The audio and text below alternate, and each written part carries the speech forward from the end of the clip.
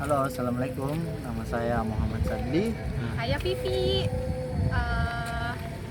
Saya ceritakan ini suasananya di JPI.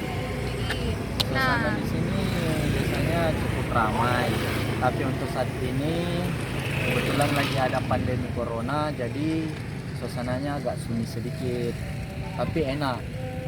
Bisa jogging, banyak tempat olahraga, bisa foto-foto juga. Suasananya sangat tenang pokoknya. Saya lihat juga warga-warga Makassar masih tetap semangat sekalipun sekarang lagi itu ya corona ya, tapi saya lihat memang orang Makassar semangatnya luar biasa untuk olahraga, untuk memperbaiki imunnya seperti begitu. Kalau favorit? Kalau saya olahraganya sebenarnya jogging sama futsal. Kebetulan tadi saya jogging, habis jogging main futsal sedikit, baru duduk-duduk